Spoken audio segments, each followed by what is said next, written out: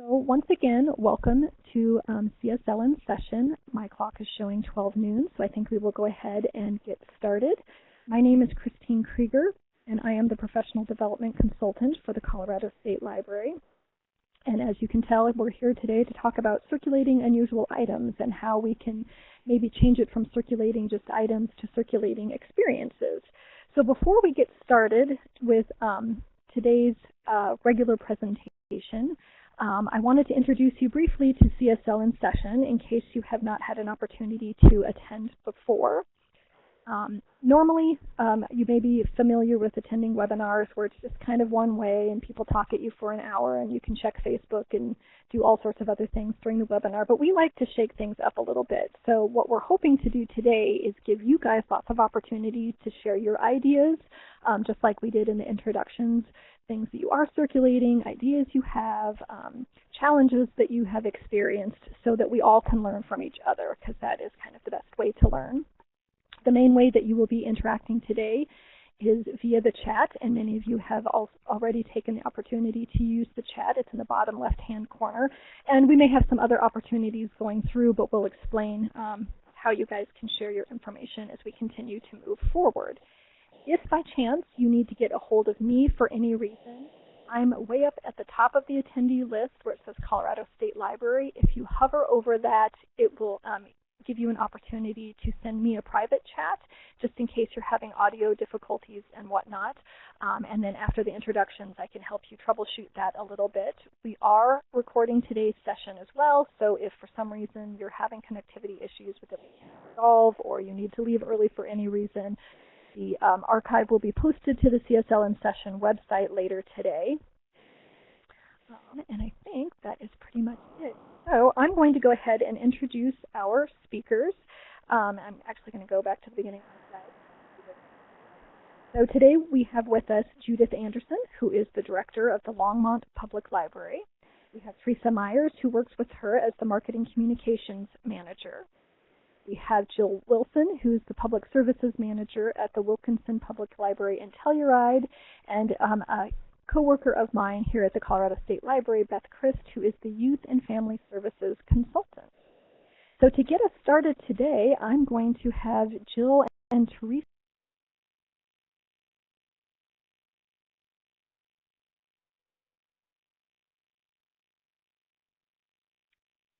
Thank you, Christine. Hello, this is Judith. I'm just going to talk to you a little bit about the what, why, and how of some unusual items that we lend here at Longmont. Before we get started, here's some examples on the screen that we're going to talk about a little bit later.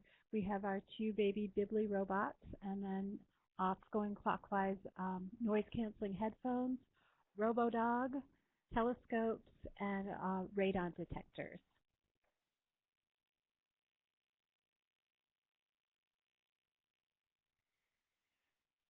So when you're lending special items, one of the first things you have to decide is whether you're going to go big or whether you're going to go small. And as exciting as the big always is to us, after we evaluate, we always end up, well, we need to really go small because we just don't have the staff or the space in order to handle a big thing like a kitchen tool library. Someone had mentioned lending cake pans, and I thought, way cool idea, but that's more than we can do right now. So what we're concentrating on are smaller items. So we have appliance meters. You plug it into the wall. You plug in your refrigerator. It tells you how much electricity you're drawing. Radon detectors. We have 5 telescopes. They were donated to us by the Longmont Astronomical Society. That's how we could afford those. We have some fun tech stuff like our robots and our robo-dogs. And robo-dog is right off the toy store shelf. Noise-canceling headphones that we originally purchased with people on the autism spectrum in mind, but turns out lots of people like peace and quiet. And then there's our favorite special category that we call things you can put in a bag. So there's an example here on the screen off to the right. This is our storytime bag with books on a theme, in this case, frogs. And then a librarian-created booklet with rhymes, songs, finger plays, and then information from every child ready to read.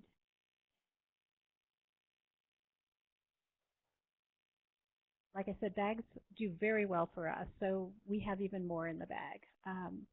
We launched experience bags and destination bags this past year. This is where we pull items together that patrons can grab a bag and run.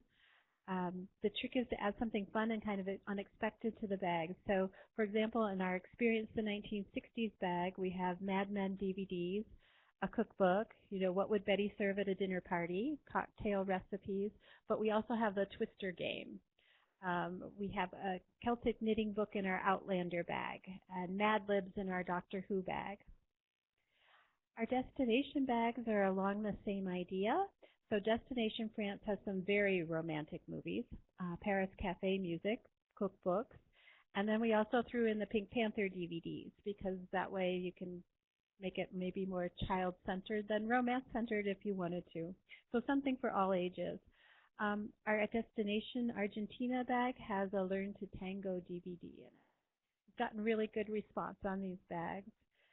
New this year, we haven't quite launched them yet. Our first experience bags for children and families. So the idea here is to prepare kids for new experiences. So we're working on a first sleepover bag, a trip to the dentist bag, things along that line. I already mentioned our Storytime bags, and then we have a set of bags called Lego Build bags, and they were a very successful failure. So they were amazingly popular. We had Lego books in there along with the really special bricks you need to build the really cool things. Our problem is that it was impossible to keep up with the missing pieces. So while it was incredibly successful, we don't do those anymore. And then sometimes I would say when a bag fails, a box is better. Off to the right here is a Zome Tool Creator Kit. It's full of tiny little pieces, but in a lockable box, and then Goldie blocks also fit in that category as well.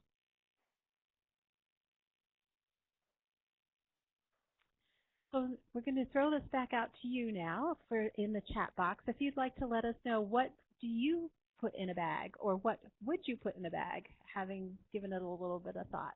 We're going to share those ideas with each other. And so one of the nice things that I love about libraries is how willing everyone is to share ideas. So we've got grandparent bags from Luann. And Luann, what would you put in a grandparent bag? Yeah, I'm very curious.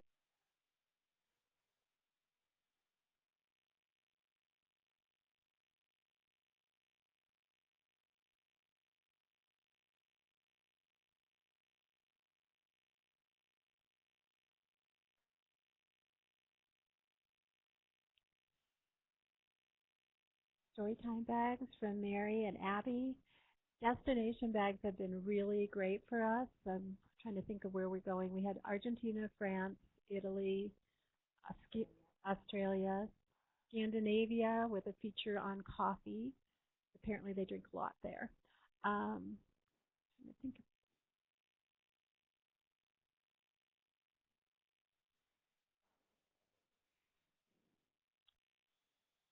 so. Bifocal kits for program managers at nursing homes.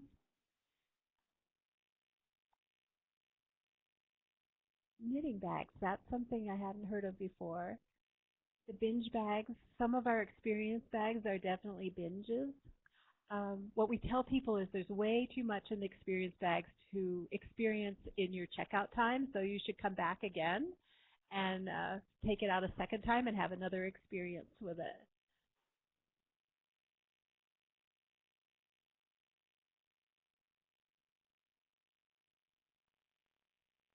I like the movie Marathon. Me too. And then there's the child's experience bag with the getting your first pet, losing a tooth.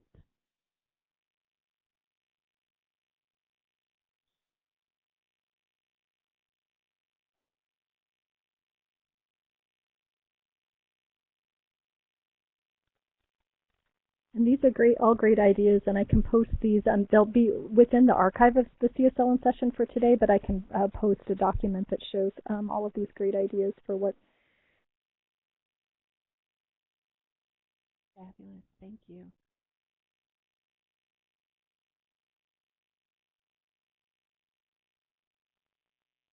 Yeah, the new baby brother or sister experience bag, that could be a good one. New baby brother or baby sister, that would be a great one. Learn to play piano with a full-size keyboard. Very good. That would be a really big bag.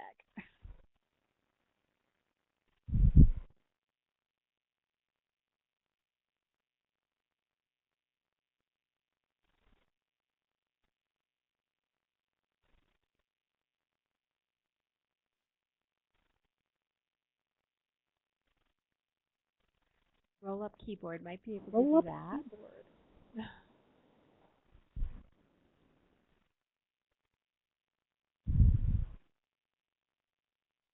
Got more votes for the first experience bag.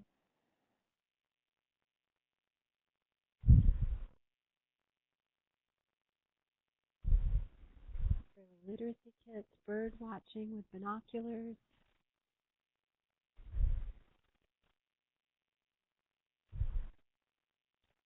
And I see that Jill is typing something, and maybe we'll let her type, and then we'll move on to the next portion. Birding backpack. That would be very popular here. I think we might borrow that idea. Thank you. So I'm going to move back to Judith's slide.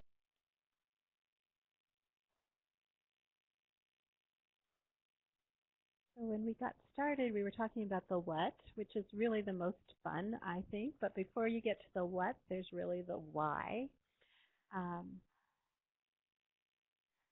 just share this really quickly. So this is how we display our experience and destination bags. And this was a fabulous idea that we borrowed from the library district next to us at High Plains.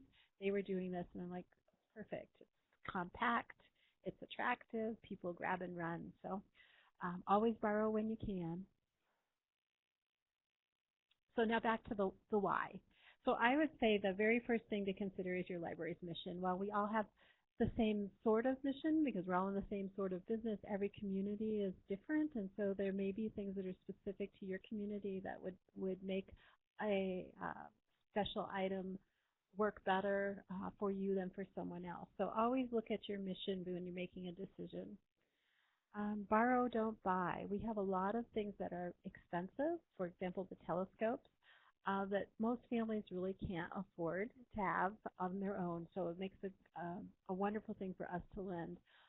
Off to the right there is our Bibli robot. He was our prototype that we developed with a local entrepreneur here in Longmont. Again, something that's kind of way beyond what most people can manage out of their home and their kitchen, but something we can circulate. Things like the appliance meter and the radon detector are things that are not necessarily that expensive, but once you've used it for yourself, then what are you going to do with it? So you pass it off to your sister-in-law, and then she finishes, and then what are you going to do with it? So here's something that would be perfect for us to lend, are things that people need once in a while, but don't really need to have always in their toolbox. The last thing I mentioned is that libraries are very attractive partners. So we're a very trusted institution. We have the ability to reach thousands of people. So we are kind of a natural place to lend unusual things. And now a little bit on the how, which you could also call challenges. How do you afford unusual things? We have a wonderful friends group who love funding pilot projects. Those are how we started our experience bags, was from the friends. There's grants if you have time and inclination. They have not always been greatly successful for me, so but wonderful when you can do that.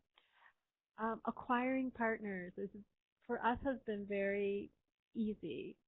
People, as I mentioned on the last slide, really want to partner with you. I mean, you are trusted in the community, ability to reach many. We have already in place a system for lending and relending. So we are very attractive to all kinds of people. So packaging. So that is something that kind of took me by surprise when we were doing when we were first getting started with this. Why would packaging be such a big deal? Well, the people with the radon detectors came to us with them and no packaging. And I went out to try and find packaging. And expensive, it's hard to find the right thing. So from now on, what we said is anytime we take in something from a partner, they have to supply the package. So in this case, off to the right, you'll see what the Astronomical Society came up for with the telescope. It's this giant tub where they built this cradling system, and you put it in there, and they circulate pretty well from there. There's also a picture of our experience bags with the zipper on the top. Everything stays inside because they're packed pretty full.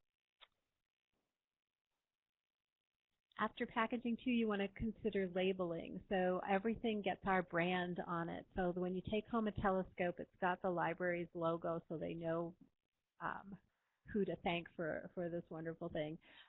Also, you'll notice the headphones there are labeled with "Do not put in the book drop."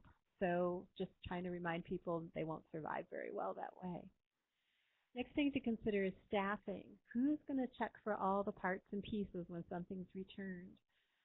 The way we are doing it here is if it's 10 or 12 things, then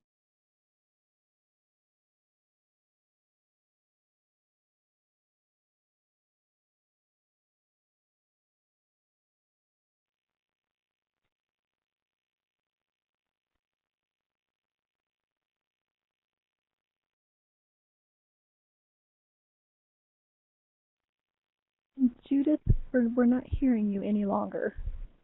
Looks like we may have lost your audio.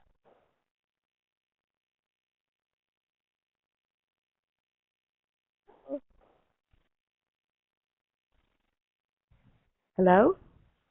Can you all hear me? This is Teresa. Yes. This is Teresa. Yeah, Judith has lost her connection again, so she is trying to reconnect and get it going. Okay, hang on. She's going to borrow my headphones and go from there. That sounds great. Hello. Can you hear me? Perfect. Okay. So I've lost my display also, so we're going to, it's a good thing there's two of us here. So we talked about staffing, a little bit on storage. That's also something to think about. Some of these things are large and unwieldy. Some take up lots of space, or are you going to want to store them out on the floor where people can find them and use them? Just take them and go. Long wait lists. So we found that with most of our things that are really successful, the list gets really long on hold. So when we can, we've tried to take a lucky day approach, or if it's here, it's your approach. So for example, with our telescopes, we have 5 telescopes. 3 of them go to fill holds that happen on our catalog, because the item's cataloged there and you can place a hold. The other 2 are just in the building, and if you come in and there's one here and you ask for a telescope, it's your lucky day and you get to take it home and you circumvent the entire holds list. The last thing that we're going to talk about, and I'm going to turn it back to Teresa, so we're going to trade headphones here, is marketing support. Judith, before you do that, could you repeat some of the staffing things? That's where you guys cut out, and we have people that are curious. Okay, sure. So back on staffing, the biggest issue with staffing is who's going to count the parts and pieces. So what we've done here is we've kind of made a division of labor. If the item has 8 to 10 pieces, our circulation folks count those as they check them in. So our experience bags, things like that, that's just a few things.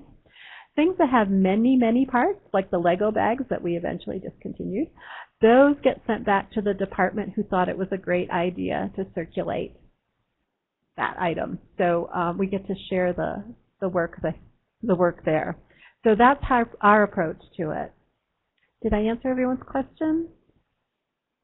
Yes, thank you so much. And I love that, passing it back to the department whose idea it was. That's genius. Yes, it was a great idea. And it's been working well for us. So the next thing we're going to talk about is marketing support, and I'm going to hand the headphones back to Teresa to do that. But let's see. So really, nothing's going to circulate unless someone knows that you have it. So here's Teresa with some information on marketing. Okay, can everyone hear me? Yes. Okay, and I think Judith just needs her microphone authorized again because she's back up, in case anyone has any questions for her as we go on. All right, so hi, I'm here to talk to you about what I do to help support the great ideas that our librarians and Judith come up with. My position is relatively new here, but it's been a lot of fun to get into how we apply marketing to the ideas and products and services that happen in a library. One of the things that came about, and I will probably use our experience in destination bags as my example throughout, is helping people understand how important the launch is and then sustaining interest. So I'm going to address those as two separate things. Launching the product, what I noticed when I came on board at a library as opposed to being in a different scenario is that you kind of pull together the package, you have this great idea, and you start pulling together all of the materials, and then as soon as you have them together, you just put them out on the shelf. And from a marketing perspective, that's not the best way to really leverage the impact of this great new thing that you're about to introduce to your community. So the main point is to plan out your launch. So this means really taking a longer view. It's not just about pulling together your materials, but as Judith has talked about, there's packaging involved, there's merchandising, that's how the product is displayed or stored. There is publicity, that's how you're going to get the word out to those who aren't already in the library. And then there's promotion, which would be things in the library that would advertise the product to people walking in, out, through. So all four of those pieces really need to be developed before you launch the product because they all support each other. And anytime you have something new, that's your opportunity to make a big splash. So you should get as big a splash as you can. So rather than just throw it out on a shelf and you get just a little ripple effect, what you want to do is introduce it like you have the biggest new blockbuster of the summer. And it will really go far to the next part about sustaining interest if you have a successful product launch. So with experience bags, we had everything ready to go before we ever put that little carousel out. I was ready with the social media campaign. Everything on our website was ready to go. And when we put it out, I think within 36 hours, all the bags were gone, and we started with 12 bags. So that was a really successful launch, and it sustained interest for quite some time before I had to do more marketing around experience bags because of that launch. So another thing to consider when you're planning out that launch is that you'll see in my notes here is how it fits into the calendar of activities or current events. To the extent that you can, I always talk to the librarians about piggybacking on other things that are going on, either within the library or around town or at some of our partner agencies like our museum or our youth center. Because if other people are advertising something similar, that's an opportunity for you to kind of hop on the back of that and introduce your new product as well. You also do not want to compete with other things that are going on, especially in your own library. So, if you have a really big library festival or, September is your big author talk, don't introduce a new project or product then. It's just save it for later.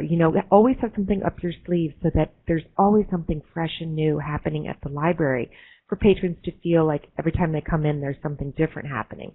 It's okay to hold back on it and wait for a really opportune time to do your launch.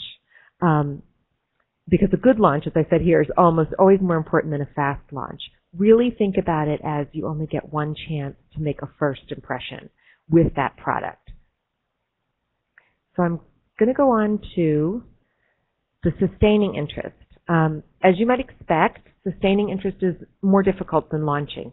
Launching, it's new, it's relatively easy as long as you have your pieces in place. The problem that I find most people have with sustaining interest is that you've got to constantly freshen your product or make it seem like you're freshening your product. So we've all seen those commercials with, say, toothpaste where they're like new and improved, and we aren't really sure how it's new and improved, but maybe we try it anyway, just in case it's new and improved. Well, the same is true of your patrons, and I'm not suggesting that you lie to them and say it's new and improved. What I'm saying is, find another angle for your product. Find another way to show that it's useful or fun or entertaining. So, for instance, with the experience bags, I tend to do a social media push before long weekends because that's a good time, to grab an experience bag and spend some time having fun with them. The same goes for like over the vacations, Thanksgiving, Christmas. You have people coming into town, get an experience bag. So there are ways that you can position an existing product to make it kind of sound like, oh yeah, I hadn't thought about it that way. It's a little bit fresh. So one of the things I wrote here was keeping the brand consistent, but refreshing the words or the visuals. This is really important because one of the things that I've seen at some other libraries is that they'll completely change the poster that they're using to advertise something, thinking that, okay, we're freshening it up. And this certainly works in retail. We see that where they change the cereal box or they change your shampoo bottle to kind of refresh it.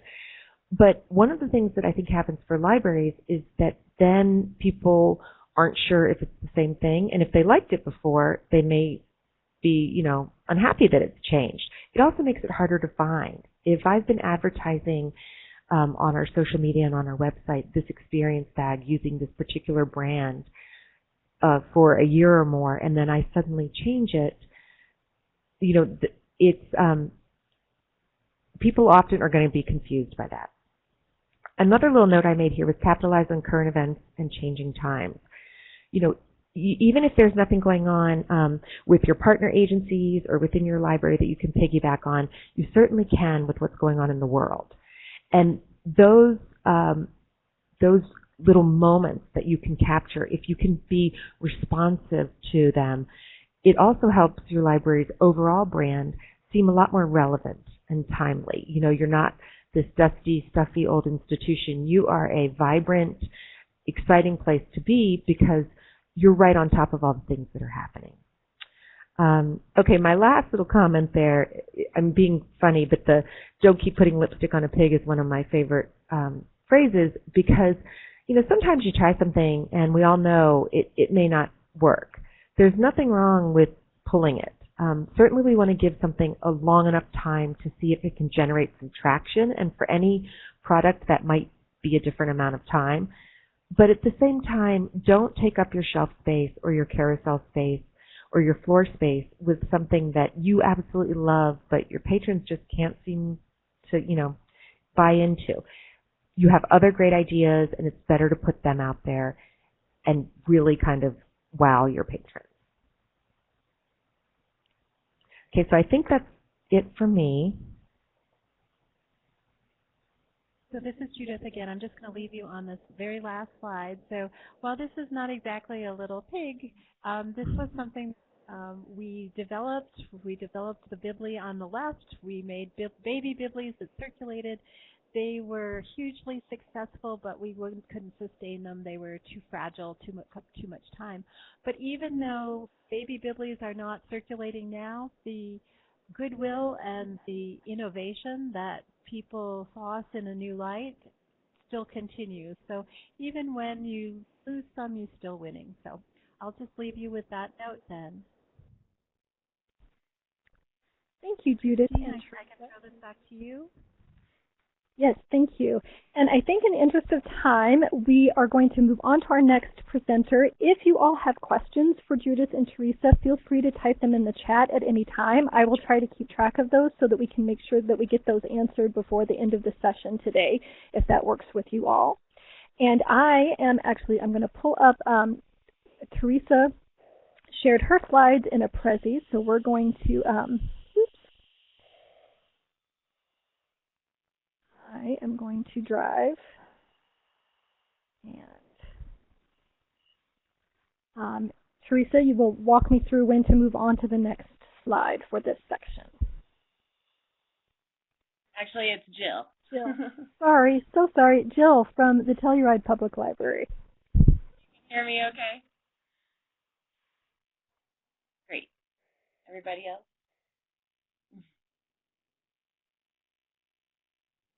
Great. So, yep, go ahead and head to the first. That's the last one. Oh, that's fun. No, it's backwards with the letters. If you just go to the very beginning of the presentation and click present and push that F. Just is there a play button? There you go. Okay.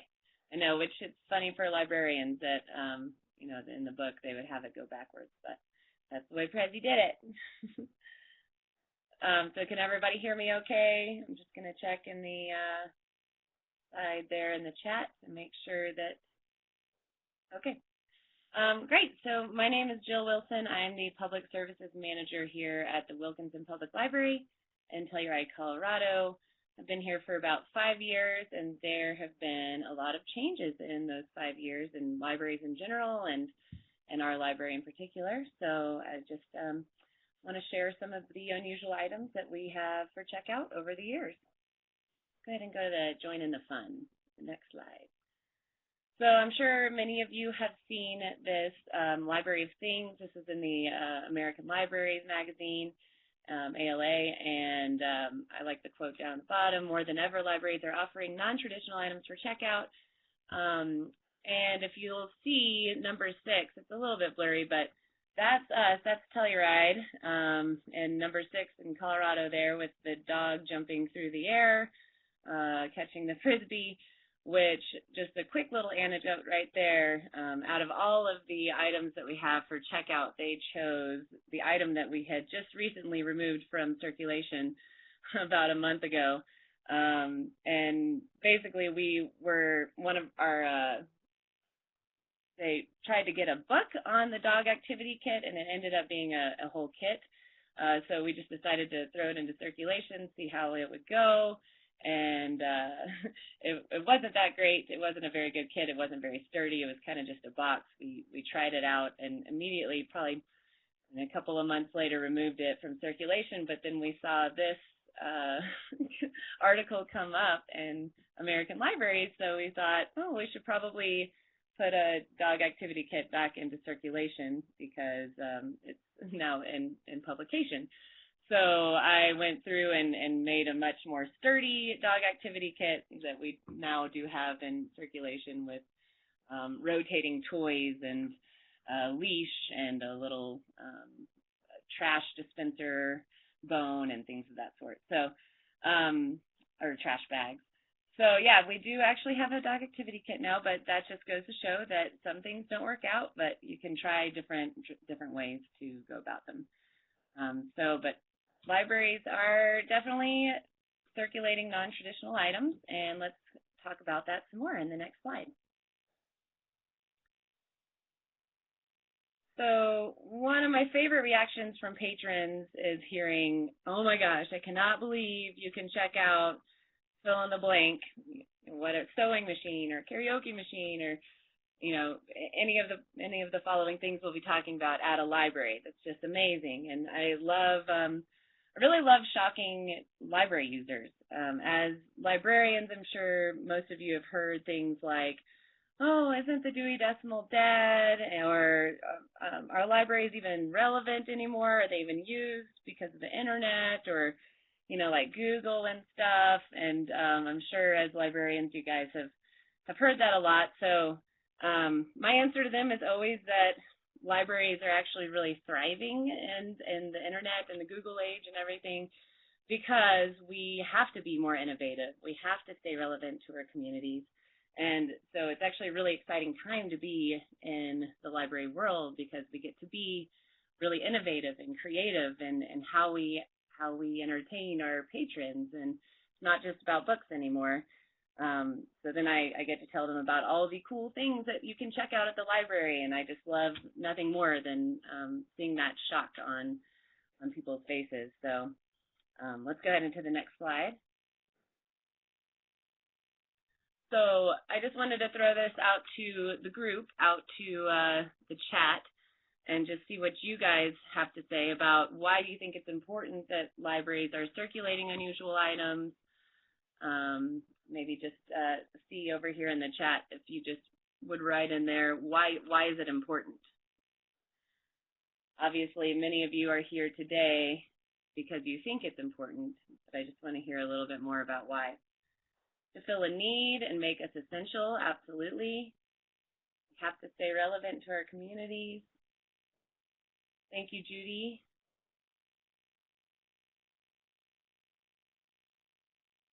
Expand the potential for patrons to have a holistic learning experience. I love it, Beth.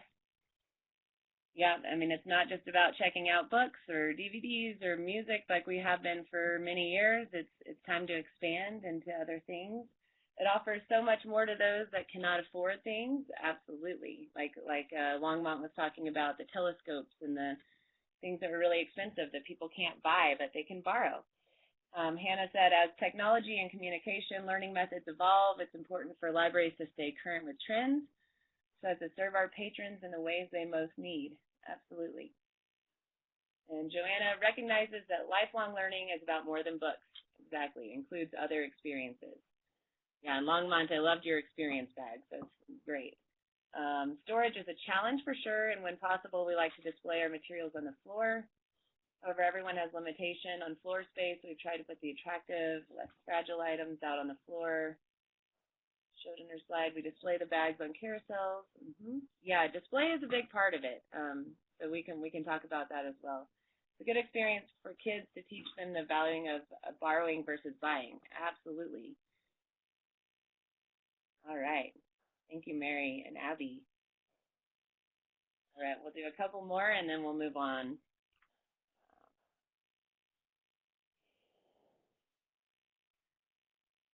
Go ahead and go to the next slide.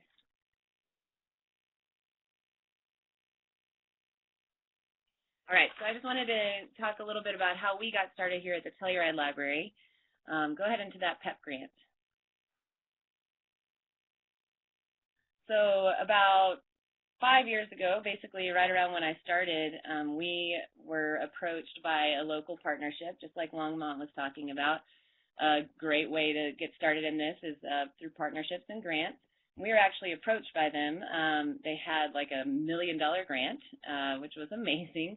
It was this physical education program. So the basic parts of the grant was that we just had to find different things to get the youth of Telluride to get outside and be more active, which, you know, it's kind of funny because you don't really have to push people in Telluride to get outside and be more active, but this really opened a door for us, an opportunity to really think outside of the book, as I said earlier. And we have 6 months of winter basically here. So the first thing that came to my mind was, well, you know, we check out bicycles in the summertime. What about snowshoes in the wintertime? It'd be awesome to get kids out in the winter as well. So I went on REI. I purchased about 20 pairs of snowshoes through the PEP grant. And I bought various sizes, adult, teen, and youth, and then also toddler snowshoes.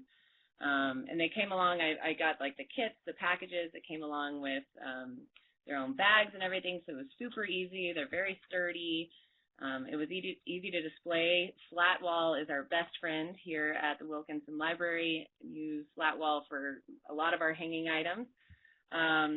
And so the snowshoes have continued to be really popular. We've had them in circulation now for over 4 years, and they go really, until like May. Basically, we have them on the shelf because, you know, we'll get those random Colorado snow showers in May that people want to go snowshoeing. So they've been really sturdy. We check them out.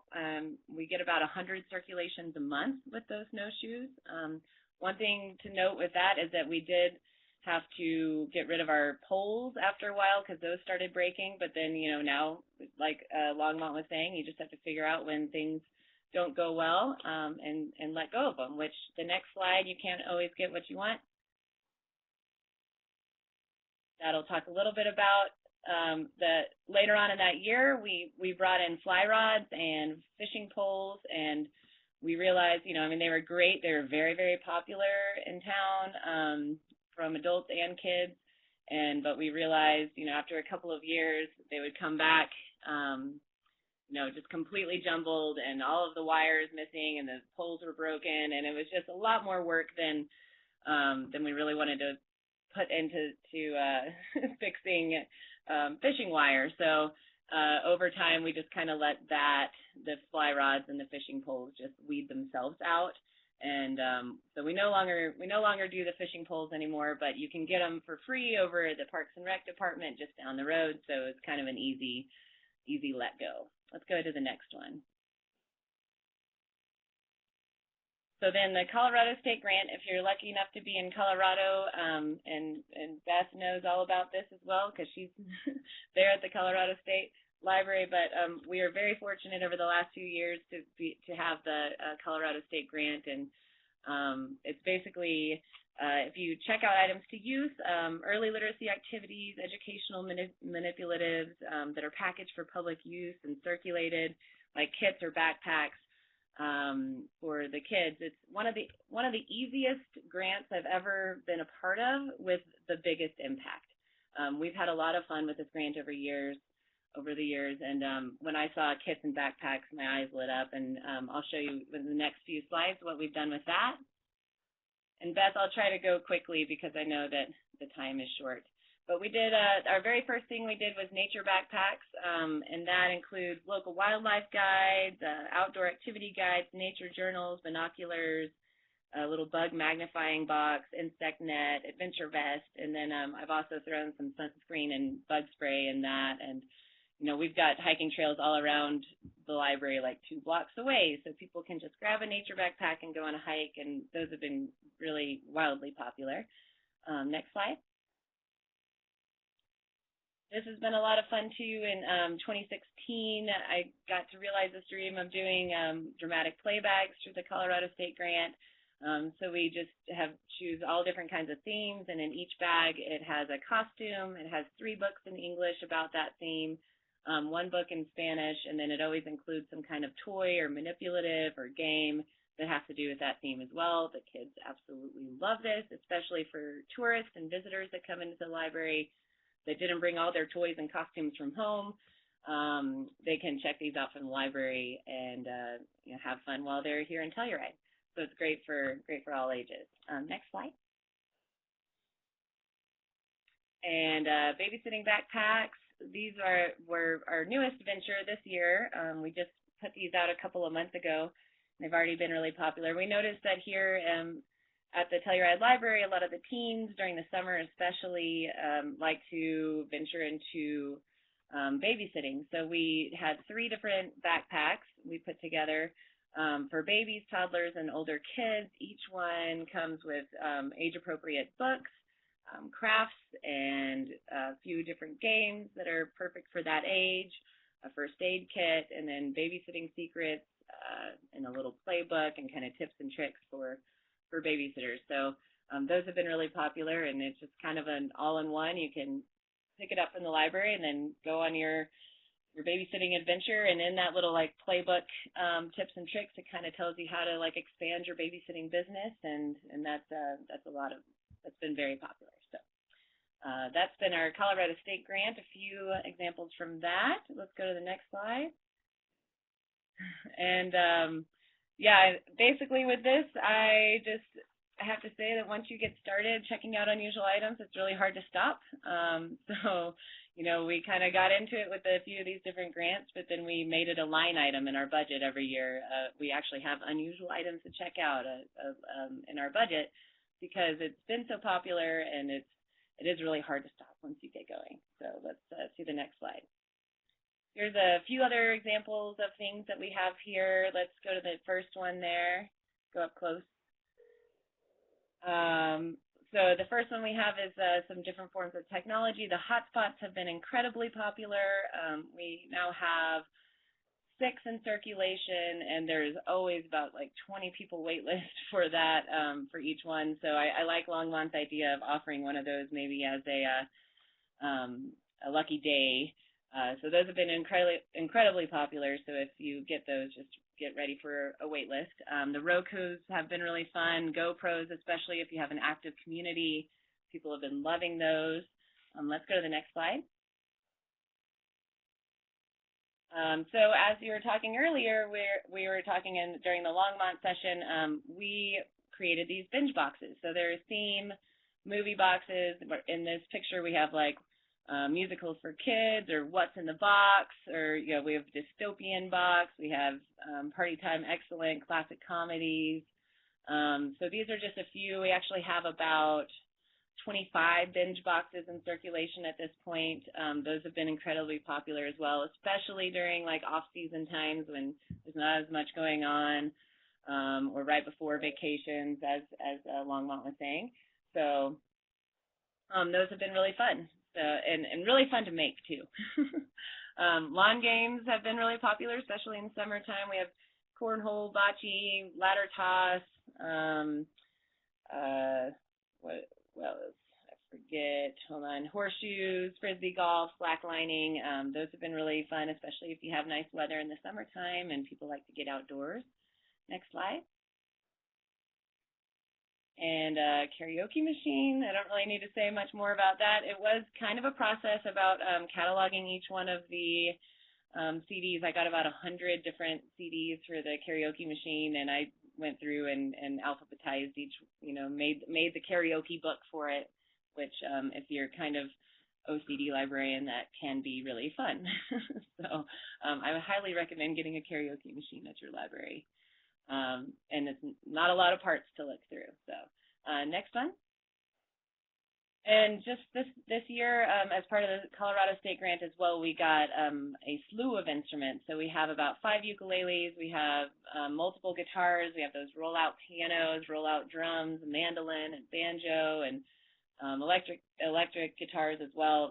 In addition to that, we started a club with our teens called Musicology, and every Friday they meet from 3 to 5, and we have a local music teacher come in for free for the kids, and for 2 hours they all learn songs together and use the instruments that we got through our grant, and that has been incredibly popular. And we're going to have a big concert at the end of the summer with all the teens that have been learning the different instruments throughout the summer. Next slide.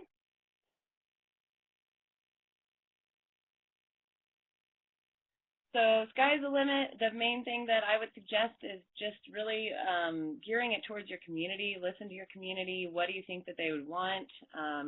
Like, as you know, for the snowshoes, I mean, it seemed like a need that the community would really enjoy, and it has been. So just listen to your community and have your thumb on that beat, and you'll do great. Next slide. So you can go to our website, tellurideLibrary.org, if you want to look into more items. The list right there is all the unusual items we have to borrow, and it's a pretty comprehensive list. You can click on it. You can see the catalog. You can see it in our catalog.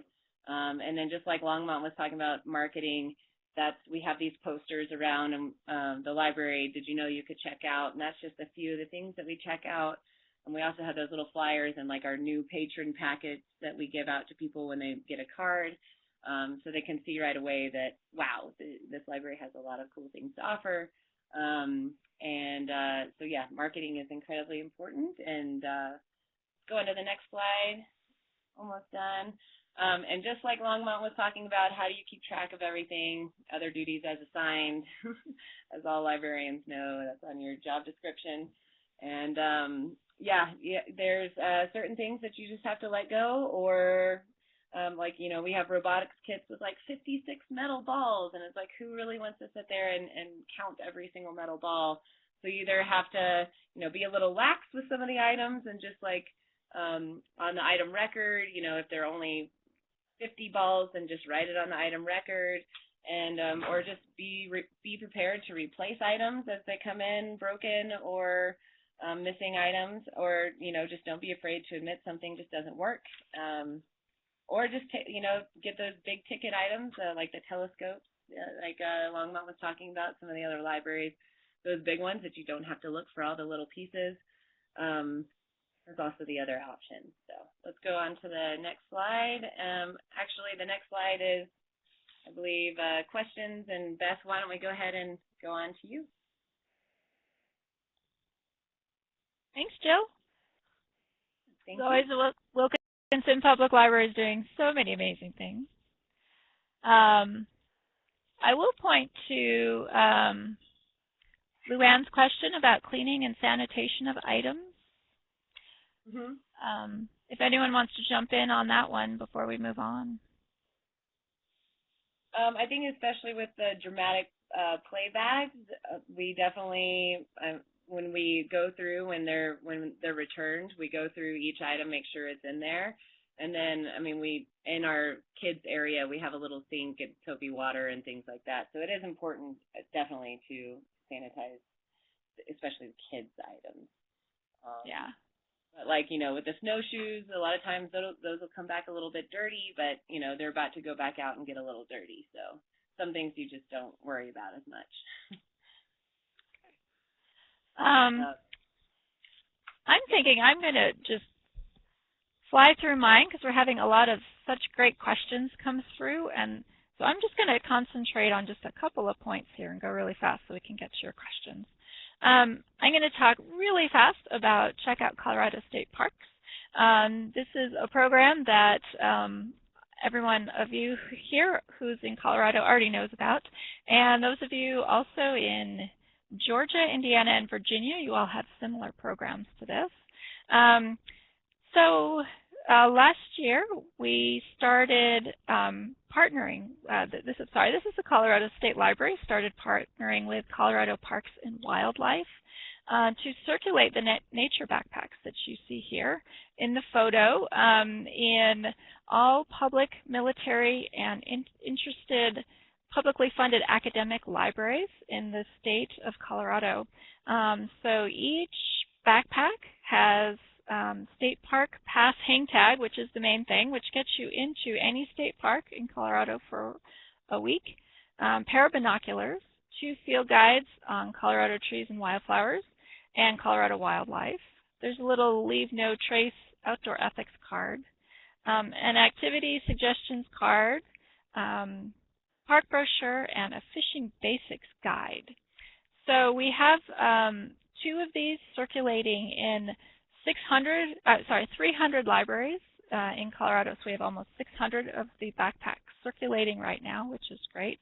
It's been very successful. Again, I'm going to kind of fly through here. I'm going to skip some of these slides.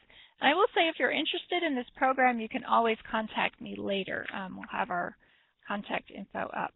So one thing that we do, of course, the Colorado State Library partners with a fellow state agency, Colorado Parks and Wildlife, and that has been an extremely successful partnership. And this photo here is an example, too, of local partnerships between the local park staff and the local library staff. So here in this photo, this shows this is a photo at the Anythink Library, and this is our park ranger from the Bar Lake State Park. Once this program got started, the park ranger here has been doing programs at the library, even gave the library some birdhouses to get people watching birds at the library and tie in with the park. The library staff does programs also in the park. So there's been just a lot of great partnerships, and that's really something to consider when you're doing a program, circulation programs like this, is what local organizations or state agencies can you partner with to make this more successful? And we're going to do just quick, if you can get in quickly, we have a chat here. If you can just say who you're already partnering with, and we've already gotten some great examples from both Longmont and Telluride libraries in the earlier presentations. But if you already partner on a circulation program, or who you might partner with if you're considering something like this. Hannah says healthcare organizations. That is an excellent example. Anyone have any others? And while you guys are thinking about that, I know we had some questions come in during the session on liability issues and damaged items, which both Jill and Judith have typed in some answers in the chat. So you actually have the ability to kind of scroll up and down to see more of the information about the liability issues. So hopefully that will answer your questions about that. But do keep the questions coming. Great. Thanks, Christine. And here, local art schools.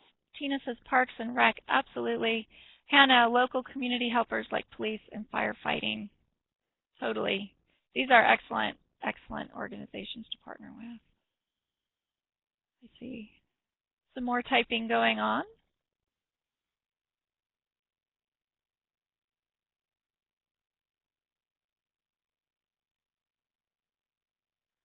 Hannah, absolutely. Local scientists are awesome to partner with. They would be great. They're just excellent. From the Longmont Library, we heard about the partnership with the astronomy club there in their town, which is great. I would throw in also universities, community colleges, also even organizations like Master Gardeners or 4-H.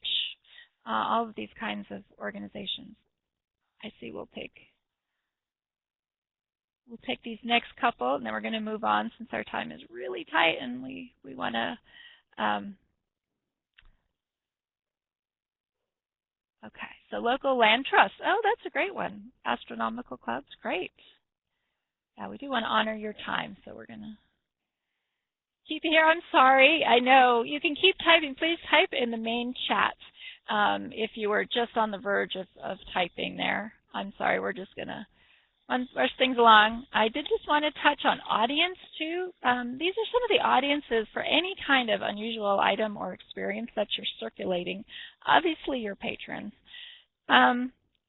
It's a great way to reach residents that don't use the library.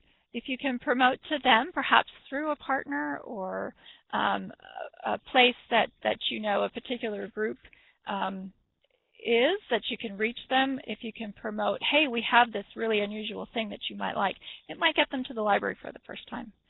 Certainly low-income families, this gives them a great opportunity for something that they might not be able to do otherwise. We know that from our state park program for sure. Homeschooling families, what a great opportunity to reach them and say, look, you can take these home and have this great learning experience there. Tourists, Jill from Gunnison mentioned tourists earlier. This is just such a great economic development opportunity. Hey, if you circulate bicycles, let your tourists know and let them check it out. That is also, you might look at the policies. Who can check out these items? If you let tourists check it out, wow, we might come to your town because we can check out bicycles or we can check out snowshoes, and we don't have to worry about trying to find out how to get them. So also any kind of groups, Boy Scouts, Girl Scouts, etc. These are all great possibilities. Just going to show you a couple of photos here. We had, for this state park program, we have a nice hashtag. People can post their comments and their photos with a backpack and their library cards. So that's been really fun. Here are just a couple. And I know we're just out of time. So, Christine, I'll let you wrap her up. Well, once again, I want to thank all of our presenters, and I believe all of them put their email addresses in the chat. So you can, if we didn't get your questions answered, feel free to type them now. We can probably stay a few minutes over and answer any other questions that you might have. But you also can reach any one of our presenters directly if you have other questions as well.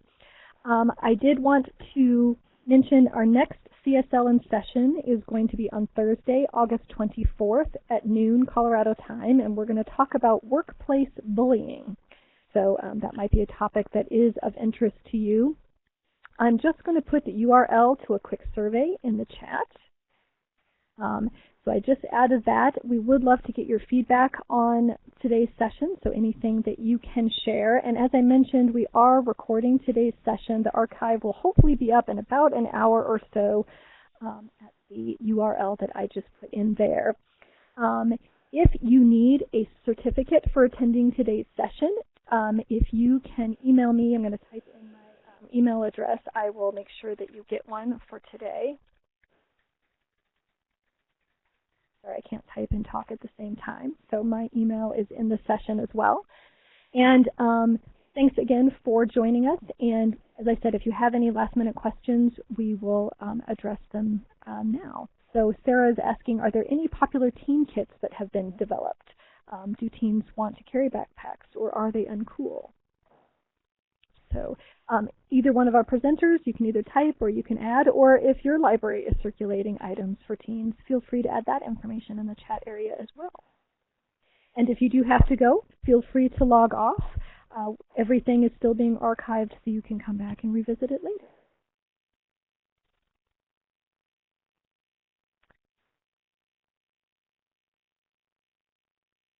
Jill was saying that robotic kits like BB and Ollie have been popular with teens, and for maybe and the babysitter backpacks as well. Any other thoughts or questions or concerns before we adjourn for today?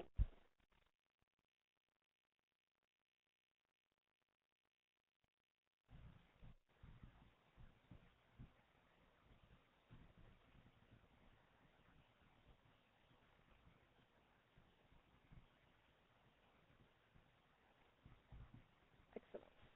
Well, we are glad you enjoyed today's session, and I hope that everybody has a really great afternoon.